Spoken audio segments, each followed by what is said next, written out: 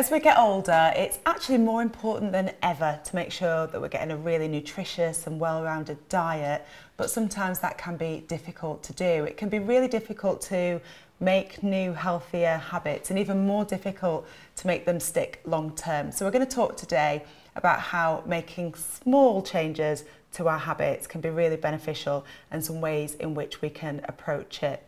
So you might have heard of cognitive behavioural therapy, or CBT, because it's quite a common technique that's used for mental health problems, but did you know that it can also be utilised to help us form healthier habits? And today I'm joined by Niamh Hennessy, who's lead dietitian at Bupa, and we're going to be talking a little bit about CBT and actually how that can help us form healthier eating habits. So the first thing I'd like to mention is I think it's really important that people set themselves goals and targets that are achievable, not too ambitious, and also that people are kind to themselves.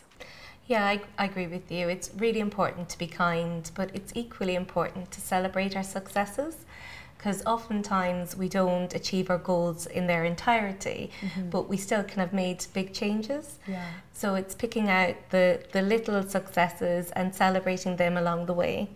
I'd also think it's really important that if you do fall a small bit off track, to get back on track again straight away. Yeah. Quite often we give up and then we say, oh, I'll start again on Monday.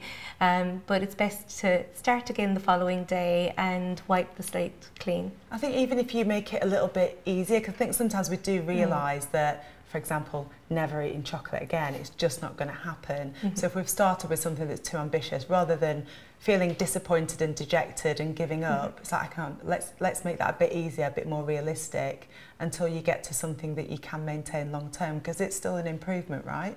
Yeah, we normally encourage people to make 1 or 2 changes, embed that into your diet and lifestyle, and then move on and look at making further changes, but keeping those that you've already managed to master going.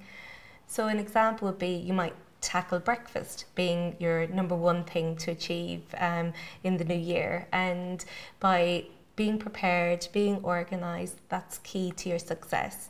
But also have backups. I often say to people, this is what you'd ideally like to do, but your freezer can be your best friend, and having some healthy oat-based muffins, for example, in the freezer can be a really good alternative for your overnight oats if you haven't actually managed to prepare them the night before. And it just means that you have different phases to your success. So you still achieved your goal and your outcome, but you've just looked at it and a different way.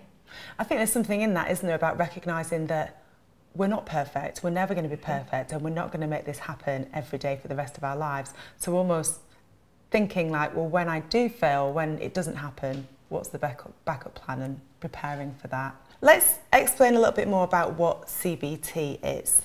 So CBT, it's a form of thinking therapy. It's widely used in mental health, but we do use it in clinical practice. And it's getting people to have a think about what's important to them. Why do they want to achieve the particular goal they're looking to achieve?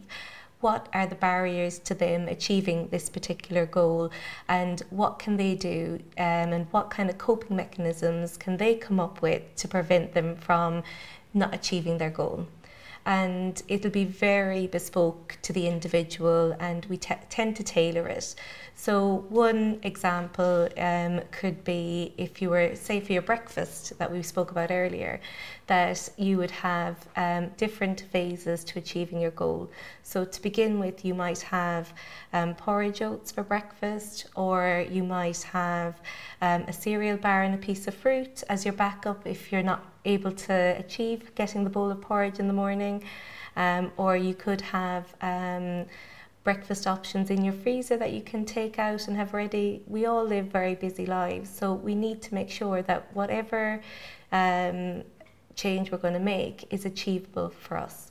Okay, I remember learning about CBT, and I remember visualising this triangle of our thoughts, our emotions and our actions, and how actually sometimes we can't really change our emotions, but we can change our thoughts. And by changing the way we think, we can therefore have this knock-on effect about changing the way we feel and actually changing what we ultimately do. So how does that apply, or can you give us an example? Because like you say, it is very much bespoke. But could you give us an example of how, by changing your thoughts, you can actually change your actions towards more positive ones? So quite often we're very hard on each other and on ourselves in particularly. So it's teaching people to be kind to begin with, and it's setting yourself up to be successful rather than setting people up to fail. And it's sometimes paring people back when they say, an example is, I'm never going to eat chips, or I'm never going to eat chocolate again. That's not realistic in modern society, or if you're doing it, it's amazing, but at what cost? So we normally say a realistic goal may be to reduce the amount that you're already eating. It could be having dark chocolate, because we know that's slightly better for you and people tend to have less of it. And it may be, instead of having something every day, you have it once or twice a week.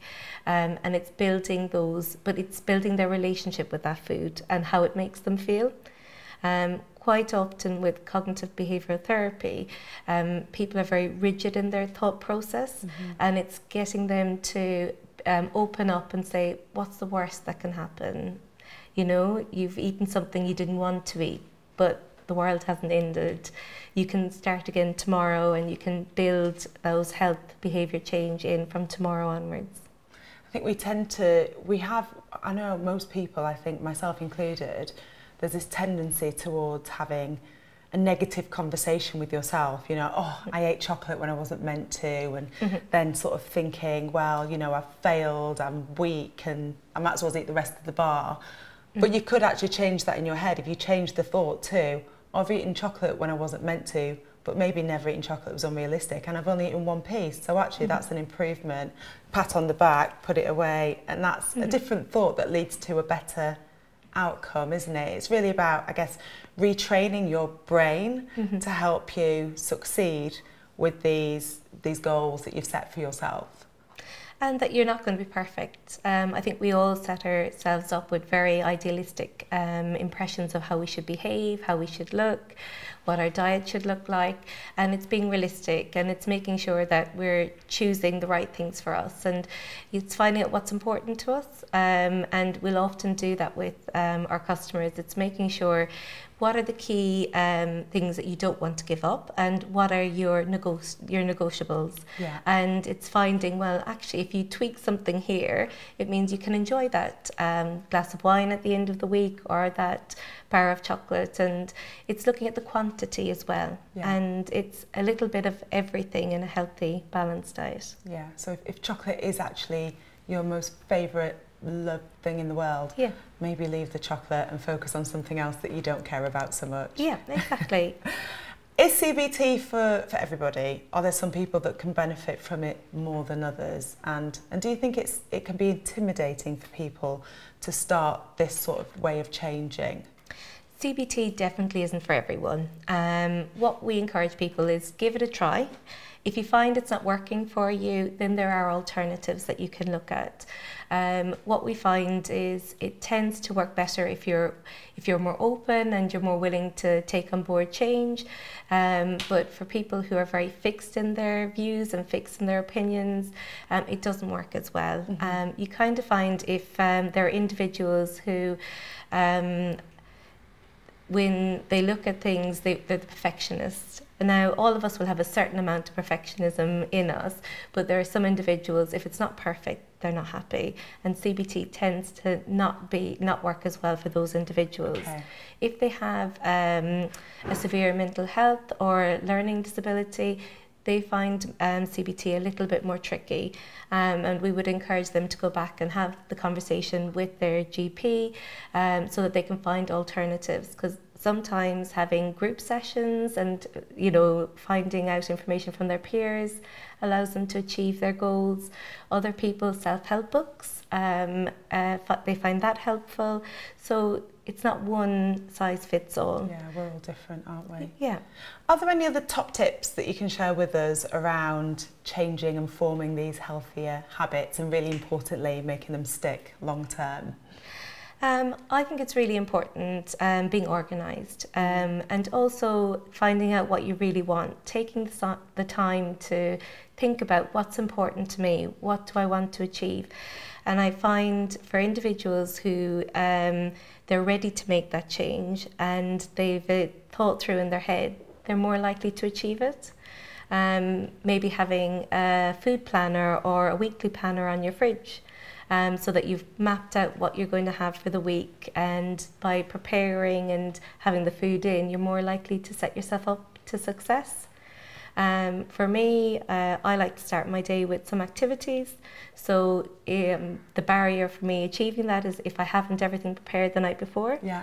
Whereas if everything is there and ready, I'm more likely to go and do my activity in the morning. But if mornings, you're not a morning person, like me, it may be that you want to do it in the evening. So it's just moving things around. And that's why it's really important to do what works for you, not other people. Mm-hmm. Other people find cooking at the weekend and having batch cooking. Yeah, bulk cooking is very, very popular.